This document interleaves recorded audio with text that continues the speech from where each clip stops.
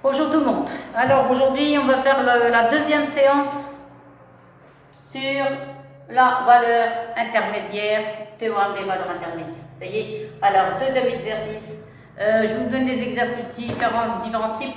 D'accord. Alors, je commence par le premier. C'est la vidéo numéro 13. Montrer que l'équation 4x au cube moins 3x est égal à 1/2 admet au moins une solution sur l'intervalle moins 1. Ça, c'est pour la première question. Deuxième question, ils ont demandé de calculer f de 1/2, f de 0. Vous voyez? Et la question B, on déduit que l'équation 4x au cube moins 3x égale à 1/2 admet au moins 3 solutions sur l'intervalle moins 1. D'accord? Alors, premièrement, on va essayer d'appliquer le théorème de la valeur intermédiaire parce qu'ils n'ont pas demandé de résoudre. Regardez, il n'y a pas le mot résoudre, il y a le mot montrer que l'équation admet. On dit admet une solution, au moins une solution, une seule solution, plusieurs solutions. Donc on part du théorème de la valeur intermédiaire. Ça y est. Alors je commence l'exercice. Voilà. On a dit dans le cours, il faut toujours poser f de x égale à 0. D'accord? Donc il me faut une fonction et il me faut égal à 0. Donc la fonction, voilà, on peut écrire. Première question, on pose f de x est égal à 4x au cube moins 3x moins 1/2. Voilà, si vous mettez moins 1/2, comme ça vous allez avoir un 0. D'accord? Voilà, mettez le 1/2 de ce côté, moins 1/2, ça donne 0. Ça y est. Alors, qu'est-ce qu'on va parler? On va parler d'abord de la. Ils n'ont pas demandé l'unicité, au moins. Regardez, il y a le mot au moins. Donc, s'il y a le mot au moins, donc on va parler que de la continuité et de f de a fois f de b inférieur à 0. Ça y est, on travaille sur l'intervalle moins 1. Ça y est. Alors, dans ce cas, directement, ce n'est pas la peine d'écrire AX, on fait correspondre. Regardez la forme générale de la fonction. On a, ça c'est le premier point, f est une fonction, quoi? Polynôme. C'est un cas simple, polynôme. Alors, polynôme, continue sur R. Continue sur R. Donc, f est continue. Continue sur moins 1. Parce que nous, ce qui nous intéresse, c'est la restriction. Je répète, la restriction sur un intervalle, on ne va pas travailler tout le domaine de définition, on ne va travailler que sur une partie du domaine. Et ici, ils ont choisi l'intervalle moins 1. Ça y est. Donc voilà, on a terminé avec la continuité. J'ai maintenant seulement de calculer f de a, f de b. Donc f de a du cours, c'est f de moins 1. Et f de b du cours est égal à f de a. Ça va? Alors maintenant, vous n'avez qu'à remplacer le moins 1. Ici, ça vous donne 4. Moins 1 au cube, moins 3 fois moins 1, moins 1/2. Alors, essayez d'effectuer les calculs. Je vais effacer ce trait pour pouvoir appliquer le théorème. Alors ici, moins 1 au cube, c'est moins 1, donc ça donne moins 4. Moins 4 plus 3, c'est moins 1. Moins 1/2, ça fait moins 3/2. Vous mettez inférieur à 0. Clair? Voilà, c'est gagné. Maintenant, f de 1. Alors, f de 1, on trouve 4 fois 1 au cube, moins 3 fois 1 et moins 1/2. Alors, effectuez le calcul. 4 moins 3, c'est 1. 1 moins 1/2, c'est 1/2. 1/2 positif. Ça y est. Donc, la continuité, f de a fois f de b inférieur à... Non, j'ai sauté une petite étape. Encore une petite étape. Voilà, vous allez écrire implique que f de a fois f de b, comment c'est inférieur à 0. Vous voyez? Donc, j'ai pas assez de place, donc je vais écrire la conclusion. Donc, qu'est-ce qu'on a? On a f, donc f continue sur AB n'est autre que l'intervalle moins 1, d'accord? Deuxième point, f de 1, f de moins 1 multiplié par f de 1, qu'est-ce qu'on a trouvé? Inférieur à 0.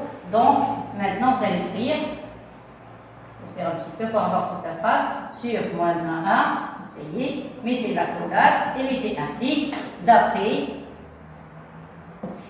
quoi? D'après le théorème TV, théorème de la valeur intermédiaire, l'équation f de x est égale à 0, admet au moins une solution sur l'intervalle AB, c'est moins 1. Et voilà. Clair? Ça, c'est pour la première question. Donc, vous avez vu, on a parlé de la continuité, je vais mettre les couleurs. La continuité, voilà. C'est la conclusion qui m'intéresse. On a parlé de la continuité, on a parlé du produit des bornes de l'intervalle AB, on a trouvé c'est inférieur à 0. Donc ces deux conditions me disent que d'après le théorème de la valeur intermédiaire, l'équation est égale à 0 admet au moins une solution. D'accord? Mais nous, on n'a pas de fx, on a un polynôme. Donc, comme on a fait la dernière fois, mettez comme ça, mettez les pointillés jusqu'ici, remplacez f de x. F de x c'est 4x au cube moins 3x moins 1 demi est égal à 0, admet au moins 1. Voilà, je ne suis pas encore arrivé, il faut mettre 1 demi de l'autre côté, voilà, parce qu'ici vous avez égal à 1 demi. Ça y est, conclusion, d'après le théorème de la valeur intermédiaire, 4x au cube moins 3x égale à 1 demi, admet au moins une solution sur l'intervalle de 1. Voilà, j'ai terminé la première question. D'accord? Donc voilà, on a vu comment. Voilà, et voilà. Pour que ce soit parallèle. Voilà, et voilà, on a terminé. Très très bien. Et oui, ça va comme ça? Voilà, j'ai terminé. Donc, on a parlé de la première question. Que ce soit parallèle. Voilà. Et bon, je m'attends un petit peu, c'est mieux que tout à l'heure. Voilà, donc on a terminé la première question. Maintenant, on va passer à la deuxième. La deuxième, ils ont demandé de calculer f de 1,5, f de 0. J'ai oublié. Avec f de x est égal. Parce que eux, ils n'ont pas encore posé de fonction, d'expression de la fonction. F de x est égal, on a dit 4x au cube, moins 3x, moins 1. Ça y est. Voilà, avec f de x égal. Comme ça, on sait très bien que ce qu'on a fait dans la première question était juste. D'accord? Et voilà. Maintenant, on va calculer f de 1,5, f de 0, et on va en déduire que cette équation, la même, admet au moins 3 solutions. Ça y est? Alors, je vous laisse d'abord regarder la première question et je passe à la seconde.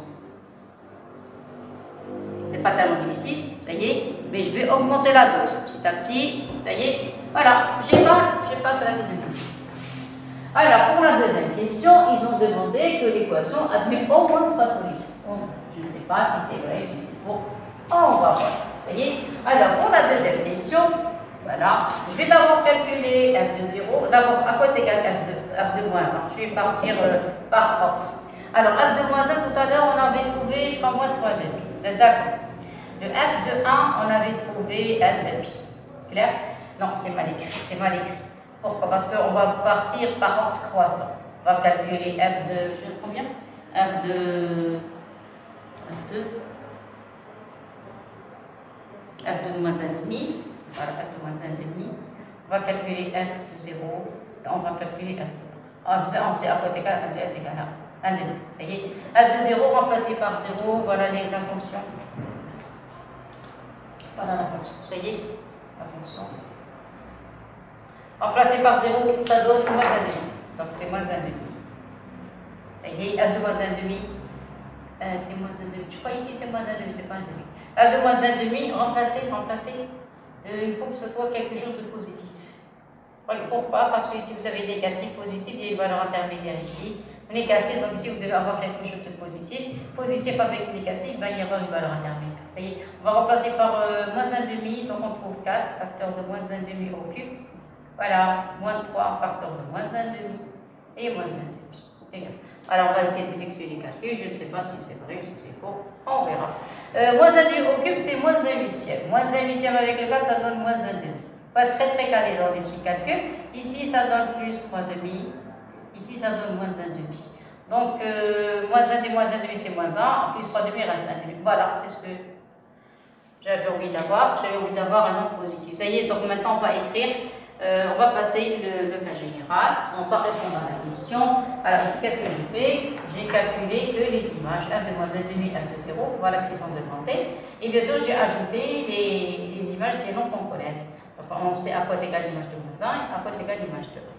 Je répète, pour avoir une valeur intermédiaire, il faut que le produit des deux images, des deux points f de A et f de B, doit être négatif. Si c'est positif, il n'y a pas de solution. D'accord? Alors, je vais écrire maintenant, je vais répondre à la question B, en déduire, il n'y a pas de démonstration. Alors, question B, qu'est-ce qu'on a? On a f continu sur l'intervalle moins 1. Vous êtes d'accord avec ça? Bien. Bon, premier point. On a f. Si f est continu sur moins 1, donc f est continu. Donc f est continu. Sur la première partie qu'ils veulent, ils continuent. Parce que des fois, moi j'écris en abrégé. Continue sur, je vais prendre moins 1, 0. Ça va? De plus, c'est un premier point. De plus, f de moins 1 multiplié par f de 0 est inférieur à 0. Regardez, voilà. F de moins 1, pas 0, moins 1 demi. Parce qu'il faut prendre des nombres d'une manière croissante, prenez les nombres, voilà, par ordre croissant, d'accord? Donc, ce qui est après le moins 1 et le moins 1 et le moins 1 demi, d'accord? Ce nombre est négatif, ce nombre est positif, donc le produit inférieur à 0. Donc, ici, il y a une valeur intermédiaire, d'accord? Donc, d'après ces deux, applique d'après TVI, comme tout à l'heure, TVI, l'équation f de x égale 0 admet au moins une solution. Sur quel intervalle? Ici, c'est l'intervalle moins 1, moins 1, moins 1. Ça y est, ça c'est pour le premier. Clair? Deuxième étoile. À quoi est égal f de moins 1? F de... Qu'est-ce qu'on va prendre maintenant? 0, moins 1 demi et 0. F de moins 1 demi, on a trouvé f de moins 1 demi. Regardez, f de moins 1 demi est égal à 1. Ça y est, donc, non, je vais d'abord parler de continuité. Donc, deuxième partie, ça c'est la première. Donc, il ne faut pas écrire première étoile, donc, c'est ça? Non, parce que ce tour est en relation seulement avec la continuité. Donc, c'est juste que j'ai. Donc, voilà. Donc f est continu sur moins 5. Vous voyez? Ça, c'est le premier. Deuxième. Maintenant, premier point pour le deuxième cas. F, puisqu'elle est continue sur moins 1, donc f est continue. Continue sur moins 1. Attention, je me suis trompée. Moins 1, ici, moins 1. Voilà. D'accord, voilà, moins 1, moins 1 demi. Maintenant, moins 1 demi, 0. Alors, maintenant, c'est correct. Moins 1 demi, 0. D'accord. Regardez, moins 1 demi, moins 1, moins 1 demi. Donc, produit de moins 1 avec moins 1. Ça y est. Alors, donc, si f, donc ça, c'est le début de la démonstration, on travaille sur cet intervalle. Donc, si on travaille sur l'intervalle moins 1, donc la fonction, elle est continue sur le premier intervalle. Ça y est, maintenant, deuxième cas.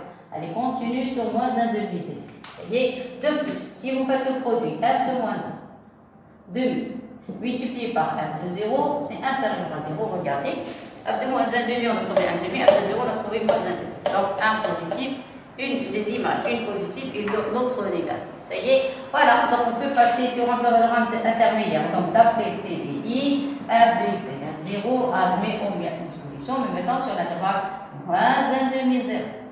Clair? Je continue. Troisième temps. Vous avez compris maintenant qu'est-ce que je suis en train de faire. Donc, maintenant, troisième temps. Donc, puisque ça, c'est le départ de toutes les démonstrations. F est continu sur moins 1, donc F est continu. Le troisième intervalle. Quel intervalle? Je me suis arrêté en 0, donc l'intervalle 0, 1.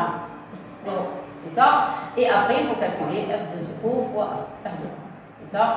Alors, regardez, f de 0 négatif, f de 1 positif, donc le produit est négatif, inférieur à 0. Encore une troisième fois, d'après théorème de la valeur intermédiaire, la fonction continue sur 0. Et voilà. Maintenant, qu'est-ce qu'il manque?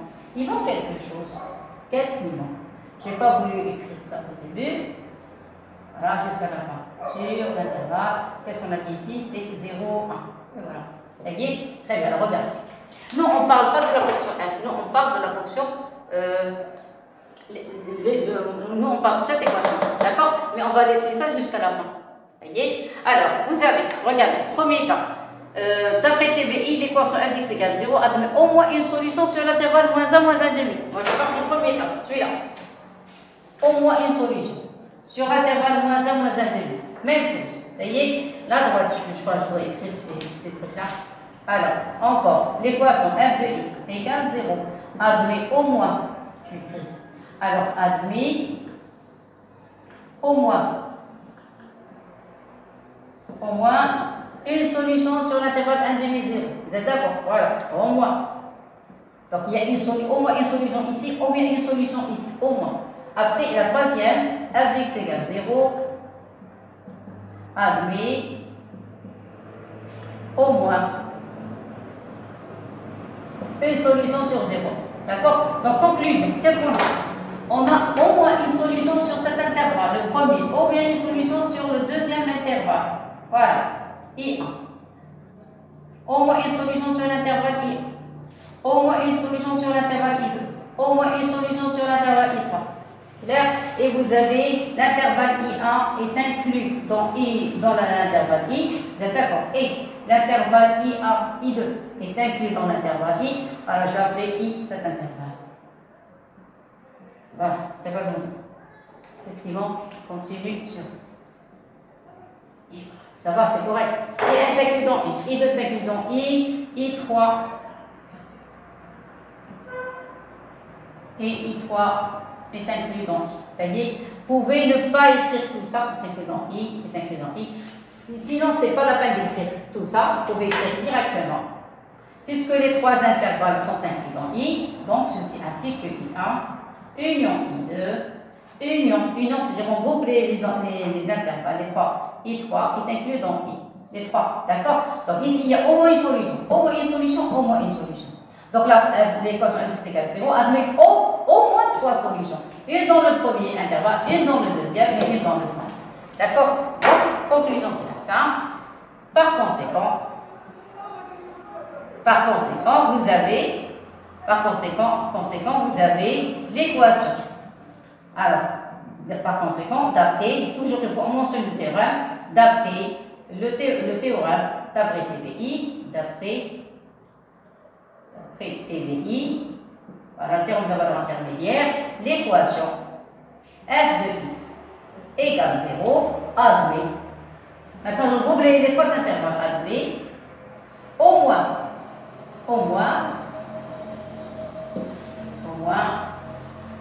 trois solutions. Au moins trois solutions sur l'intervalle moins 5. J'ai groupé tout l'intervalle. Vous pouvez prendre, normalement, on prend des intervalles ouverts, mais si vous prenez le fermé, c'est pas grave. D'accord? Parce que d'après les enseignants, eux, ils ont pris l'intervalle fermé. On peut prendre l'intervalle fermé, c'est pas grave. Parce que les valeurs intermédiaires ne prennent jamais les barres. Ça y est, elles se trouvent toujours à l'intérieur de l'intervalle. Et maintenant, nous, on ne veut pas de f de x, on veut l'équation. Donc, on fait la même chose. Ceci par conséquent, d'après le théorème, l'équation, vous remplacez f de x comme tout à l'heure. On va avoir 4x au cube, moins 3x égale moins 1 demi. Moins 1 demi égale 0. Admet au moins trois solutions. Et par conséquent, comme tout à l'heure, la troisième phrase. Voilà, ça va, la troisième phrase. Et on a terminé l'exercice. Ça, c'est un tir. Attention, ce sont des pointillés. C'est pas des mots. Voilà, ça y est. Et la dernière. Alors, on va 4x au cube, moins 3x, égale à 1 demi. Voilà, on est arrivé à la fin. Au moins 3 solutions. Et voilà. Et on a gagné. Clair? Voilà, on a terminé le premier exercice de cette séance. On va passer au second. Je vous laisse lire. Donc, la dernière fois, on a vu un petit exercice sur les fonctions trigo, cosinus, sinus. D'accord? Maintenant, on va passer.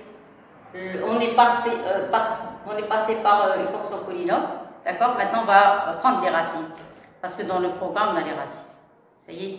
Alors, je vous laisse d'abord écrire, d'abord regarder le tableau. Prenez des notes si vous avez envie d'écrire pour ne pas les oublier. Et après, on passe à notre exercice. Alors, dans le premier exercice, on a appliqué le théorème de la valeur intermédiaire sur une fonction polynôme. Maintenant, on va essayer d'appliquer le théorème de la valeur intermédiaire sur les fonctions où il y a des racines. Seulement, tout à l'heure, c'était un intervalle fermé. Maintenant, regardez, on travaille sur R+, derrière une bande qui est ouverte. Ça va? Alors, on lit l'énoncé. Soit f, une fonction définie sur R+, par f de x égale x racine de x plus x. Ça va? Alors, montrer que f est une fonction continue strictement croissante sur R+, Deuxième question, montrer que l'équation x racine de x égale à 1 moins 6 admet une unique solution sur R+. Alors, la deuxième question, je vais procéder de deux manières différentes. Mais la première, on n'a pas encore vu les dérivés. Donc, je ne vais pas appliquer les dérivés, je vais appliquer le taux d'accroissement. Vous voyez? Alors, je commence par la première question. Alors, la première question, qu'est-ce que j'ai? J'ai une fonction f définie sur R+, bien sûr parce que vous avez des racines. Vous voyez? Donc, il y a deux questions. Je vais traiter la première question, après, on va passer à la seconde. Bien, allez, je commence. Alors, vous avez f de x est égal à x racine égale à x racine de x plus x. Bien sûr, vous remarquez que le domaine c'est d de f. C'est f, d de f égale r+. Alors, ce qu'il demande, c'est montrer que f est continu. Alors, ici, il y a combien de catégories de fonctions? Alors, première question. Alors, continuité. Continuité de f. Et de f sur r+. Alors, je commence. Vous avez la première fonction. À x, on fait correspondre x est une fonction polynôme continue sur R. Continue sur R.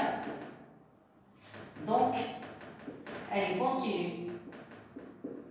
Elle est continue sur R+. Première fonction. Je passe à la seconde. La seconde, à x, on fait correspondre racine de x. Ça, c'est racine d'une fonction continue. Alors, racine d'une fonction. N'oubliez pas que x est positif. Alors, on travaille sur R+. Alors, qu'est-ce que j'ai dit? Fonction polynôme continue sur R, donc elle est continue sur R+. Ça y est. Si on travaille sur R+, ça tourne x est positif. Voilà. Alors, racine d'une fonction continue. Alors, continue sur R+. Donc, elle est continue. Continue. Sur R+. Vous voyez, voilà. Maintenant, qu'est-ce qu'on va effectuer? Le produit. X, on fait correspondre x racine de x. Produit. Produit de fonction. Continue. Sur R+. Donc, qu'est-ce qu'on a dit? Racine des fonctions continues. Donc, elle est continue sur R+. Attention si j'oublie un plus. Alors, produit de fonction continue sur R+, donc elle est continue. Elle est continue. Continue sur R+. Et à la fin, donc, f à x, on fait correspondre x racine de x plus x et somme de fonctions continue. Continue sur R+. Donc, f est continue.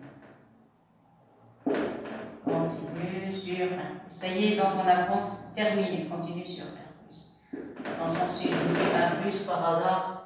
Donc, il y a R seulement quand il s'agit de polynômes. Voilà, mais les autres que des R+. Voilà, ça y est. Donc, on a terminé maintenant avec la continuité. Maintenant, on va passer à la monotonie. Il demande de montrer que f est strictement croissante. Je ne peux pas utiliser les dérivés parce qu'on n'a pas encore étudié les dérivés. Enfin, on les a vus en première, mais en terminale, pas encore. Et après, alors qu'est-ce qu'on va utiliser? On va utiliser le taux d'accroissement. C'est-à-dire que je vais prendre deux éléments de R+, et je vais calculer le taux d'accroissement. Je vais voir est-ce qu'il s'agit d'un nom positif ou bien un nom négatif. S'il s'agit d'un nom positif, donc la fonction va être croissante, sinon la fonction va être décroissante. Ça va? Alors ça, c'est la première partie. Deuxième partie, alors soit je vais considérer deux éléments, A et B, deux éléments de R+. Vous voyez? Et je vais calculer le taux d'accroissement, c'est-à-dire je vais calculer f de A moins f de B sur A moins B égale. Alors f de A, vous remplacez dans la fonction, ça donne A racine de A plus A. Moins f de B, ça donne B racine de B plus B. Voilà, tout sur A moins B. Et voilà. Bien. Alors, comment je vais calculer cette fraction? Première chose à voir, est-ce que le dénominateur figure au numérateur. Oui, A moins B, pour remarquer qu'il y a le A ici, il y a moins, il y a le B, donc voilà. Donc je peux les couper ensemble. Qu'est-ce que j'obtiens? Alors j'obtiens, regardez, je vais avancer le A et le moins B au début, voilà. Et je vais diviser la fraction de partie. Donc vous allez avoir sur A moins B. C'est pour ça que j'ai essayé de trouver le dénominateur au numérateur. Ça y est. Alors après, il y a le plus. Il va rester A racine de A et B racine de B. Voilà, ça y est. Donc, vous allez avoir ici A racine de A. Je crois que c'est ça. Et moins B racine de B sur A moins B. Et voilà. Voilà ce que j'ai trouvé. Regardez bien. Alors, vous allez avoir A moins B. A moins B avec A moins B, ils vont disparaître. Il va rester que le 1. Et pour les racines, on a A racine de A et moins B racine de B sur A moins B. Clair? Alors, il faut trouver une méthode pour faire disparaître la racine, le dénominateur, c'est-à-dire ou bien une simplification. Moi, je pars de la deuxième partie. Alors, avant de commencer, regardez, je vais écrire quelque chose. Alors, vous avez quel que soit x, supérieur ou égal à 0. On a x peut s'écrire sous forme de racine de x au carré, je répète, x position. Peut s'écrire sous forme de racine de x par racine de x. Je peux l'écrire sous forme de racine de x tout au carré. Le carré à l'intérieur. Ça va? Autre chose, j'ai besoin des identités du troisième degré. Alors, les identités du troisième degré, j'ai besoin de a au cube moins b au cube. Alors, si vous avez a au cube moins b au cube est égal à a moins b, facteur de a carré plus ab plus b carré. Ça va? Alors, pourquoi? Vous allez voir. Alors, maintenant, qu'est-ce que je vais faire? Je vais remplacer le a. Regardez, vous avez a et b, tous les deux sont positifs. Alors, est égal. Alors, ça, on obtient 1 plus, je remplace le a. Ça donne racine de a au carré fois racine de a. Moins le b, je le remplace par racine de b au carré fois racine de b. Et le dénominateur, je vais obtenir racine de a au carré moins racine de b au carré pour faire apparaître une identité. Et là, je continue. Qu'est-ce qu'on obtient ici? 1 plus, au numérateur, je vais obtenir racine de a au cube. Voilà, j'ai fait apparaître les identités du troisième degré. Et racine de b au cube. Au dénominateur, je vais avoir racine de a moins racine de b. Facteur de racine de a plus racine de b. Clair? Maintenant, je vais développer l'identité du troisième degré. Ça y est, alors je commence. Ça donne ici 1 plus, vous développez, ça, on obtient racine de a moins racine de b. Voilà, regardez la même formule. Facteur de quoi? De racine de a au carré plus racine de a fois racine de b plus racine de b, le tout au carré, sur racine de a moins racine de b.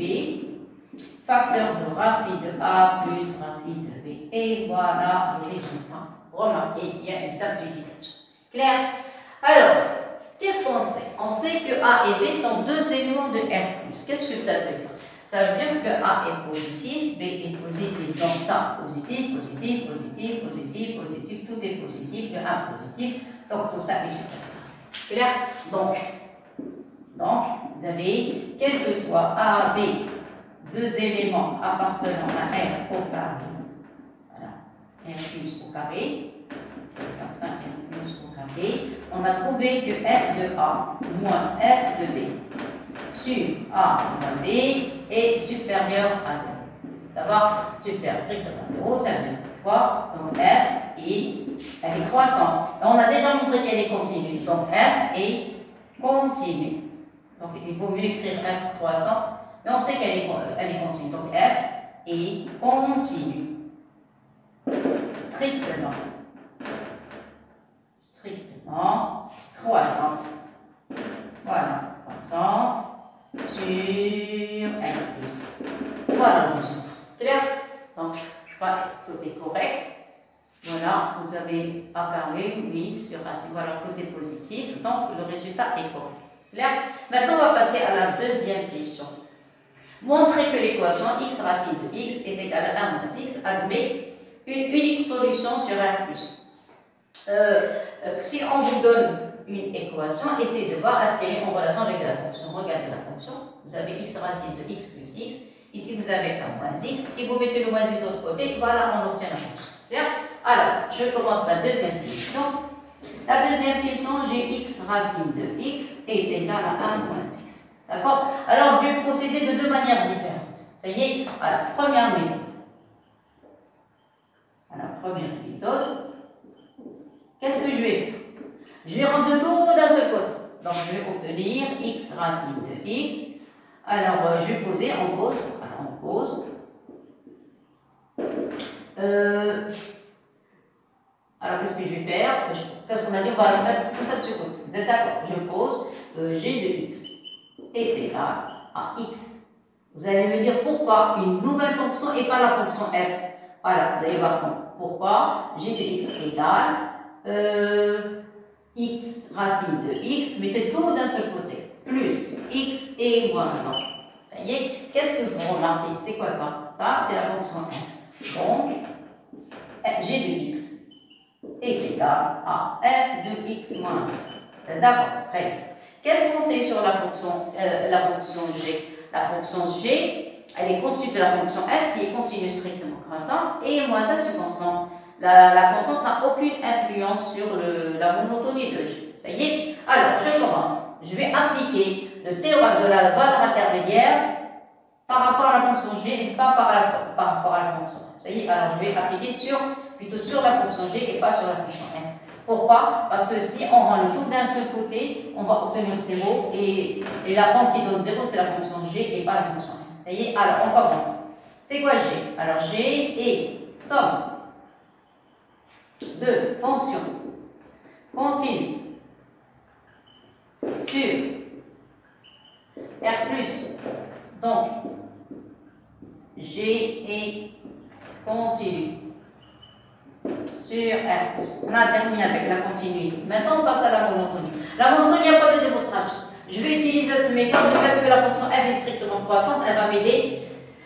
Voilà, vous allez voir qu'est-ce que j'obtiens. Alors, soit on peut écrire directement, mais il n'y a pas de démonstration. Soit AB, deux éléments de R+, alors appartenant R+, c'est ça. Et vous allez calculer, admettons G de A moins G. Je répète, aucune démonstration.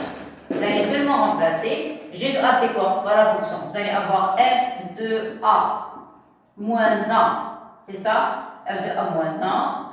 Moins G de B, c'est F de B moins 1. Voilà. Sur A moins B. Qu'est-ce que vous remarquez? Les 1 vont disparaître. Regardez. Vous avez ici moins 1. Si vous avez moins 1, ici entre les deux, c'est un 1. Donc les 1 vont disparaître. Qu'est-ce qui va rester? Il va rester que F de A moins F de B sur A moins B qui est strictement supérieur à 0. Vous avez vu? Aucune démonstration. Donc, comment est G? Donc G est continu. Continu strictement croissante sur R+. Voilà, j'ai terminé avec la monotonie de G. Donc, qu'est-ce que j'ai montré? J'ai montré que la fonction G est continue. La fonction G est somme de deux fonctions continues sur R+, donc G est continue sur R+. Et on a calculé le taux d'accroissement pour la fonction G. On a trouvé qu'elle c'est positif, donc la fonction G est continue strictement croissante. Ça y est. Alors, puisqu'elle est continue strictement croissante, donc l'image de l'intervalle R+, ça va être G. Vous avez une borne ouverte en plus l'infini, donc la borne en plus l'infini va être une borne ouverte. Clair? Donc G de R+, qui est égal à G de l'intervalle 0 plus l'infini, voilà, n'est autre que G de 0, voilà. Ici, puisque la borne est ouverte, vous allez calculer la limite quand x tend vers plus l'infini de G de x. Ça va? Alors, je passe, c'est simple. Vous avez la fonction limite de G. Je vais l'écrire ici pour gagner du temps. Alors, vous avez limite quand x tend vers plus l'infini de f de x, parce que j'ai une place ici. Bon, ce que vous voulez, si vous voulez l'écrire ici, oui, sinon, ben, je ne sais pas. Vous voulez l'écrire de l'autre côté? Ah, on peut l'écrire ici, voilà. Voilà. N'a pas de problème. Vous pouvez laisser. Alors, limite, quand x tend vers plus l'infini de f de x. Vous avez ici plus l'infini, plus l'infini, plus l'infini. Donc c'est plus l'infini. Ça va? Pourquoi? Parce que j'en ai besoin ici. Alors ici, donc vous avez, avec ici, vous allez avoir limite. Par exemple, plus l'infini de g de x est égal à plus l'infini aussi. Ça va? Parce que ça, f convert plus l'infini, moins s constante, donc la limite va être plus l'infini. Ça y est? Donc, à quoi est égal? Je vais un petit peu réduire l'écriture. Ça donne g de 0. Ici, limite quand x tend vers plus l'infini de g de x. C'est ça. Et qu'est-ce qu'on obtient? G de 0. G de 0, c'est moins 1, parce que f de 0, je n'ai pas calculé f de 0. Donc, je vais écrire des choses. La première, je vais passer. Alors, la première, vous allez avoir f de 0, parce que j'en ai besoin. F de 0 est égal à 0. Et la deuxième, vous avez limite, quand x tend vers plus l'infini de f de x, on a dit est égal à plus 1. Ça va? Très bien. Donc, je recommence. Je continue plutôt. Vous avez g de 0, ici f de 0 est égal à 0, il va rester moins 1. Voilà. Et limite en plus l'infini, ça va être plus l'infini. Et voilà. Clair? Donc, alors, je vous laisse lire. Après, pour pouvoir terminer l'exercice, il me faut beaucoup de place. Alors, je vous laisse regarder qu'est-ce que j'ai écrit. Alors, ça, je répète, ce n'est que la première méthode. Après, on passera à la deuxième méthode. Alors, chaque élève peut choisir la première ou bien la deuxième méthode. Clair? Alors, regardez. Après, je vais passer le tableau. Ça va? Très bien. Alors, maintenant, je vais continuer la démonstration. On a dit que G continue strictement, je parle des deux dernières lignes. G est continue strictement croissant sur R+. Vous avez donc G de R+, est égal à G de 0 plus l'infini. On a trouvé c'est moins 1 plus l'infini. Donc, quoi? Voilà. Donc ici, alors, je vais effacer. Je laisse le énoncer. Alors, donc la conclusion. Alors, la conclusion. Attendez. La conclusion. Alors, qu'est-ce qu'on a dit? On a dit qu'elle est continue strictement croissante. Qu'est-ce que ça veut dire? C'est-à-dire chaque x a une seule image. Chaque x. Voilà. Attendez, je vais écrire ça en détail. Alors, vous avez l'intervalle 0 plus l'infini. Son image par la fonction g est égale à l'intervalle moins 1 plus l'infini. Ça va? C'est-à-dire, à chaque x de 0 plus l'infini, on fait correspondre un seul y qui appartient à l'intervalle moins 1 plus l'infini. Et vice-versa.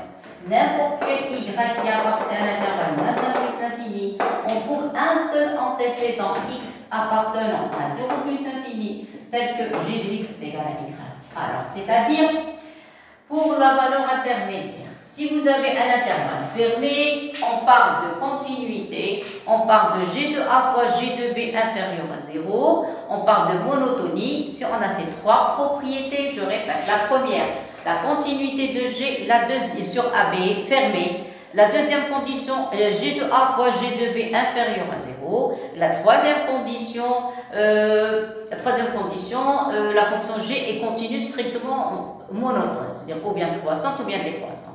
Dans ce cas, on dit, en appliquant le théorème de la valeur intermédiaire, l'équation g de x égale 0 admet une solution unique, alpha, sur l'intervalle AB ouvert.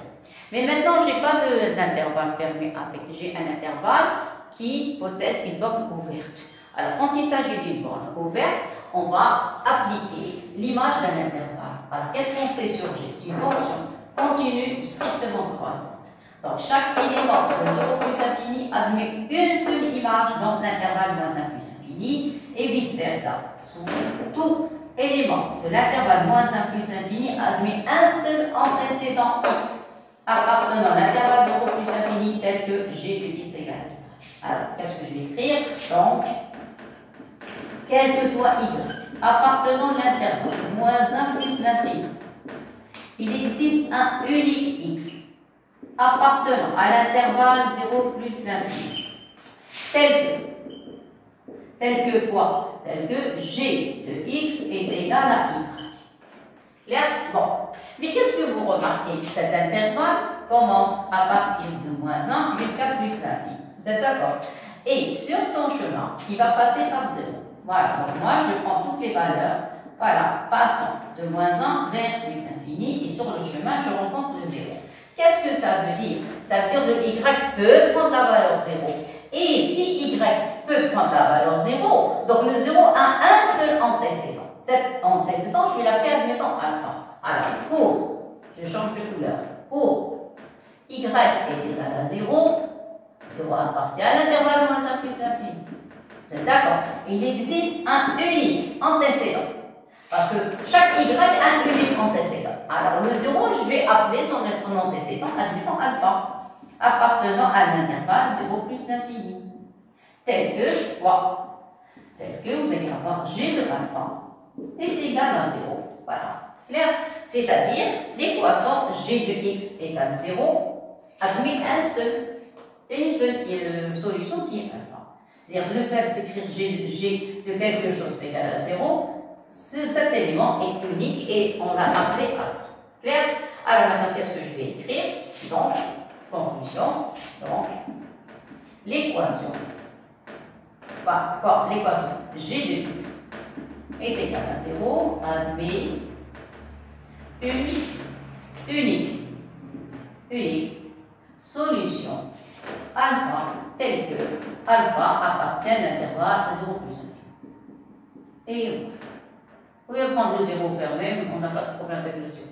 Ça y est, vous pouvez prendre 0 fermé, pas de souci, pas de problème. Ça y est. Alors maintenant, on n'a pas encore terminé l'exercice. Il reste parce que dans l'énoncé, on n'a pas donné G, on a donné F. Voilà. Ceci implique, ça y est, maintenant, je m'approche de la réponse, l'équation, j'enlève le G, je le remplace par son expression, c'est f de x moins 1 égale 0, admet une solution unique alpha, c'est ça. Il faut d'abord compléter la phrase, j'ai oublié. Attendez, je vais enlever ça. Je vais sur moi, j'en ai plus besoin. Voilà, ça y est. Alors, tel que, j'ai oublié. Alors, solution alpha, tel que. Alors, solution alpha. Alpha, alors, tel que, alpha, appartient à l'intervalle, qu'est-ce qu'on a dit? 0 plus infini, d'accord? Et g de alpha est égal à 0. Clair? Alors, je complète maintenant l'écriture noire. Donc, l'équation, j'ai remplacé g par x moins 1, admet une solution unique alpha. Ça y est, alpha appartenant, tel que ici, qu'est-ce que vous allez avoir? Alpha, f de alpha moins 1 est égal à 0. Et la dernière question implique. Donc, ici, vous allez avoir f de x. Voilà, on est arrivé à presque à la question. Et voilà, jusqu'à la fin. Alors, f de alpha est égal à 1. Clair? Maintenant, ça y est, je remplace le f par son expression. Qu'est-ce que j'obtiens? J'ai donné trop de détails. Si vous voulez sauter quelques lignes, vous pouvez les faire. Ça y est, plus x est égal à 1 jusqu'à la fin. Ça donne ici alpha racine de alpha plus alpha égale à 1. Et la dernière ligne, ceci implique, vous pouvez sauter si vous voulez les lignes. Voilà, mettez le x de l'autre côté. Voilà, ça donne 1 moins x. Et voilà, on est arrivé à la question. Alors, regardez. Voilà, ça y est, on est arrivé à la question. Voilà, et on continue jusqu'à la fin. Et on obtient alpha. Alors, qu'est-ce qu'on obtient alpha, racine de alpha est égal à 1. Et voilà, la fin de la première méthode. Clair? Alors, ça, c'est la fin de la première méthode. Alors, x racine de x est égal à 1 moins 6. Et voilà, ça y est. Vous mettez des pointillés, sinon on a l'impression qu'il s'agit de moins. Vous savez, les moins peuvent changer tout. Et voilà. Ça y est. Voilà, ça c'est concernant la première méthode. Ça y est, maintenant on va passer à la deuxième méthode. Alors la deuxième méthode, bien sûr je vais sauter des étapes, parce qu'on a déjà traité les premières parties de la démonstration. Ça y est, et voilà le résultat. Alors pour les élèves qui ont mis le tour d'un côté et ils ont considéré une fonction G. Ça va? Maintenant, je vais travailler avec une autre catégorie d'élèves qui vont travailler avec la fonction F. Alors, je vous laisse d'abord regarder. Regardez, j'ai appliqué le théorème sur la fonction G. Après, j'ai remplacé G par les F jusqu'à ce qu'on obtient la question. Jusqu'à ce qu'on arrive à l'énonce. Clair? Voilà, j'ai terminé première partie de la démonstration. Maintenant, on va passer à la deuxième méthode. Alors, je vais regarder. Oui, je vais passer là. Ça va? Très bien. Alors maintenant, j'efface la première démonstration. Voilà.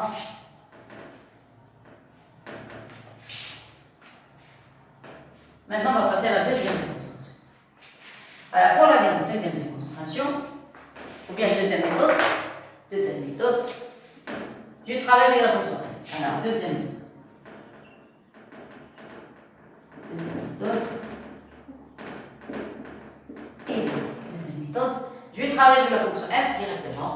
Alors, vous avez l'équation x, racine de x égale à 1 x, équivalent à x racine de x plus x est égal à 1. C'est-à-dire, vous allez avoir f de x est égal à 1. Vous êtes d'accord? Voilà. Alors maintenant, qu'est-ce que je vais faire? Alors, je commence par la première partie. On sait que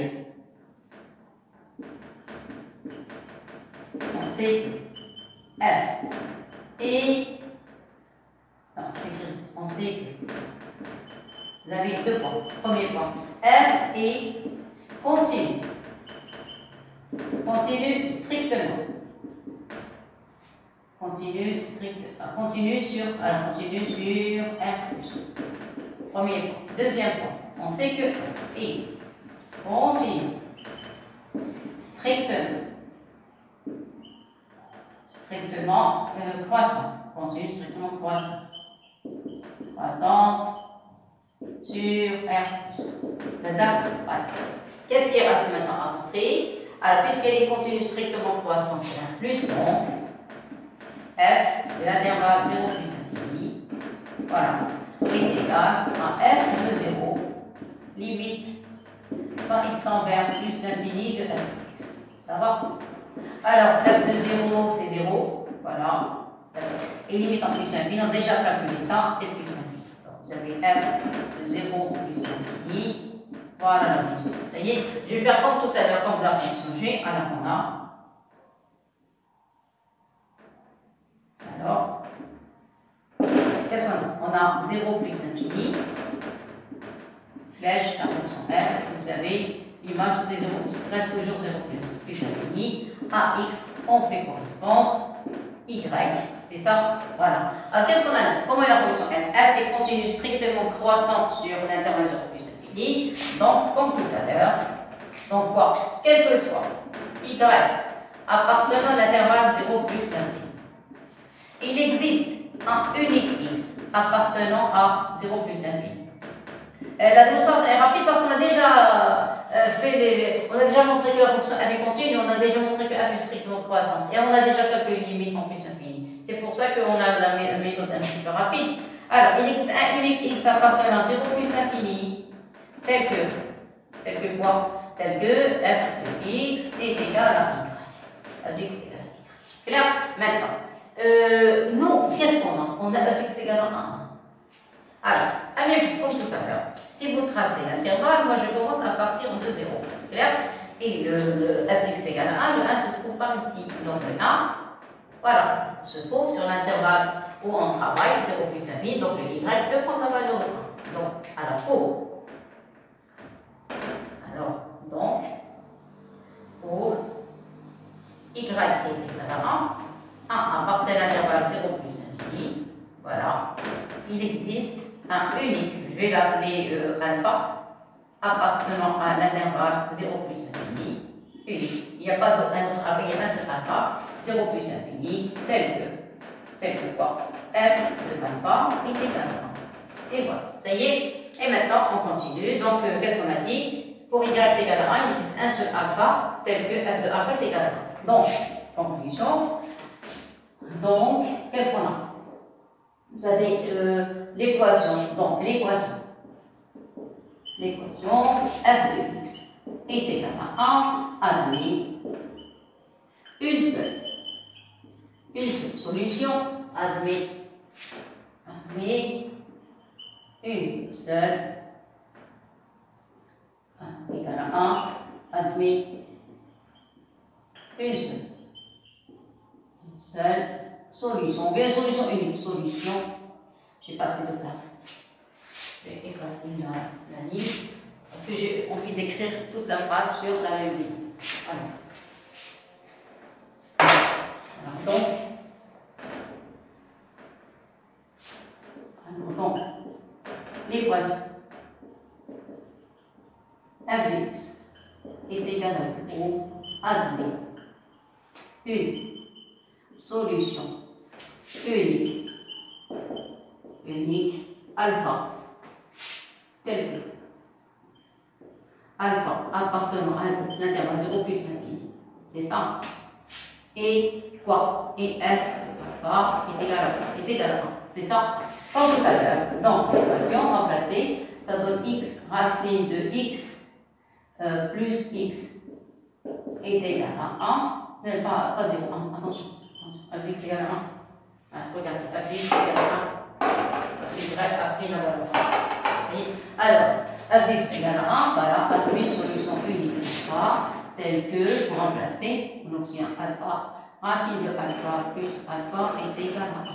Et à la fin, donc l'équation x racine de x est égal à 1 moins x traduit une solution unique alpha telle que f de racine de alpha est égal à 1 moins 1. Ça y est. Alors pour la dernière partie, il y a des élèves qui peuvent sauter la fin de la phrase, c'est pas grave, mais dans partir du mois de, je sais pas, janvier, février, une fois on commencera à faire les fonctions logarithme exponentiel, on va avoir besoin des images f de alpha est égal à quelque chose. Ça y est, parce qu'elle va avoir beaucoup d'importance dans le déroulement de l'étude. Clair? Et voilà, j'ai terminé. Donc vous avez le choix entre travailler avec la fonction f, mais f est égal à une constante. C'est le théorème de la valeur, ce qu'on a vu au début du théorème de la valeur intermédiaire, f de x égale à lambda. Clair? Lambda ici est égal à 1. Ou bien, vous mettez tout d'un côté pour avoir un 0 et vous considérez une nouvelle fonction. Ça va? Voilà, merci.